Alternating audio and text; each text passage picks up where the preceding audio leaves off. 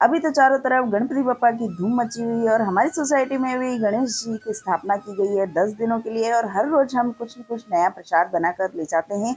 और हर रोज किसी न किसी के घर की आरती होती है तो वो भोग का प्रसाद बनाकर लेकर आते हैं।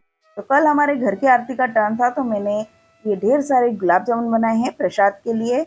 और हमने साथ में आरती की थाली भी तैयार की है, साथ में फूलहार लिए हैं, सारी तैयारियां हो गई है, चॉकलेट्स लिए। और हम आरती के बाद में नाश्ता भी कराएंगे तो उसके लिए हमने आलू बड़े का ऑर्डर दे दिया था।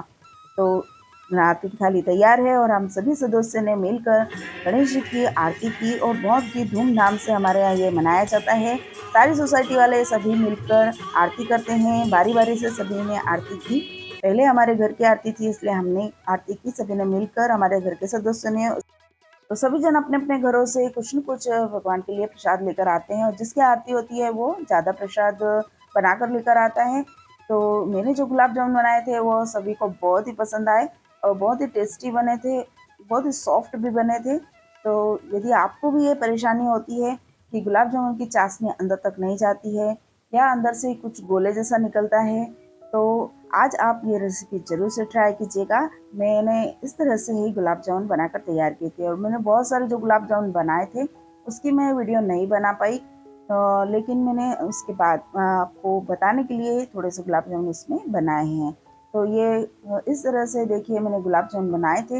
इसकी एक ट्रिक है, ये गुलाब जामुन बनाए तो मैंने मिक्स से ही है जो मार्केट में मिलता है, उसी से भी बहुत से लोगों के गुलाब जामुन खराब हो जाते हैं। बीच में यदि गोला रह जाता है, चाशनी अंदर तक नहीं जाती है, कभी हार्ड हो जाता है, तो उसकी एक ट्रिक होती है। तो उसके लिए ये मैंने 1 कप जितना मिक्स लिया है और उसमें इस तरह से दूध डालना है और इसे चम्मच से ही मिक्स करेंगे हम। बिल्कुल आटे जैसा हम बांध लेते हैं तो वैसा नहीं करना है, बस इस तरह से दूध डालकर इसका जो डो है इस तरह से स्टिकी रहेगा। ऐसा लगेगा बहुत गीला है बैटर जैसा, लेकिन इसे हम बस इस तरह से ही इसमें दूध डालना है और उसको रेस्ट करने के लिए हम 10 मिनट के लिए रख देंगे। और तब तक हम चाशनी बनाएंगे। तो इस पर पैकेट पर लिखा हुआ रहता है 200 ग्राम के पैकेट पर 700 ग्राम शक्कर लिखी हुई रहती है, लेकिन हमें उतनी नहीं लेना है, 1 कप ही लेना है। एक पैकेट के लिए 1 कप शक्कर लगती है और इसमें 1 ही कप हम पानी भी डालेंगे। तो चाशनी बनाने की भी एक ट्रिक होती है, इसी तरह से हमें चाशनी बनाना है। और ये मैंने चाशनी बनाई हुई है। तो एक कप शक्कर और 1 कप पानी डालेंगे, उसमें मैंने केसर और इलायची भी डाल दी है। अब इसे हम गैस की फ्लेम को एकदम फुल पर कर देंगे जब तक उबाल ना आए। तो जब तक उबाल ना आए तब तक इसे इस तरह से, यदि उबाल आ जाएगा उसके बाद में आपको स्लो कर देना है गैस को, तो ये चाशनी कड़क नहीं होगी। और अब हम इसे चेक करेंगे। तो इस तरह से चेक करना है चाशनी को कि हाथ में यदि हम लगाएं तो ऐसा लगे कि तेल जैसी परत हो है, इस तरह से थोड़ी सी चिपचिपी होना चाहिए। इसको हमें एक तार की कि ऐसी कोई भी तार की चाशनी नहीं बनाना है। बस इसे अब हम बंद कर देंगे। ये चाशनी बिल्कुल बनकर तैयार है। शक्कर घुलने के बाद में बस 2 मिनट के लिए ही इसे उबालना है। अब इसे हम ढक कर रख देंगे ताकि ये गुनगुनी रहे, गर्म ही रहे। बहुत ज़्यादा ठंडी चाशनी नहीं करना है, गुनगुनी चाशनी चाहिए। और ये देखिए 10 मिनट के बाद में ये इस तरह से ये डो तैयार हो गया है।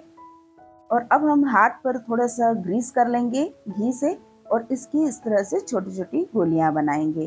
तो ये फूल जाती है बाद में, इसलिए छोटी छोटी ही मैंने इस तरह से गुलाब जामुन बनाए हैं। तो ये देखिए आसानी से हमारे हाथ में गोली बन जाना चाहिए। बहुत ज़्यादा आपको मसलना पड़ रहा है आटे को, तो वैसा नहीं होना चाहिए। बस इसको एक बार 2 बार घुमाए कि ऐसी गोली बन जाए, इस तरह से ही इसका आटा हमें तैयार करना है। ये सबसे इम्पोर्टेंट ट्रिक है इसकी। अब हमें ऐसी कढ़ाई लेना है, एकदम डीप कढ़ाई, तो उसमें हमें घी कम लगेगा।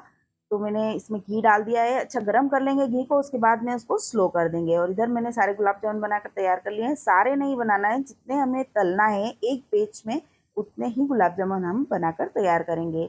हर बैच के लिए अलग अलग गुलाब जामुन हम बनाकर तैयार करेंगे। ऐसा नहीं कि आप सारे गुलाब जामुन एक साथ बनाकर तैयार कर लो, उसी से ये गुलाब जामुन फट जाते हैं।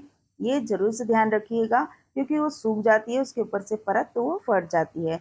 और उसको जब तक ऊपर से ब्राउन ना हो जाए तब तक हमें इसे हाथ नहीं लगाना है, इस तरह से कढ़ाई को ही हिलाना है। तो ये देखिए मैंने सारे गुलाब जामुन इस तरह से बनाए हैं और बहुत ज़्यादा एफर्ट नहीं लगता है हमें, बस आसानी से बन जाए ऐसा डो होना चाहिए। तो ये थोड़ा सा ब्राउन हो गए हैं, तो आप अब इस समय पर स्पैचुला से इसे पलटा सकते हैं। तो बस इस तरह से पलटा पलटा कर हम इसे गोल्डन ब्राउन कर लेंगे। अच्छे गोल्डन ब्राउन हो जाएंगे, उसके बाद में हम इसे निकाल लेंगे।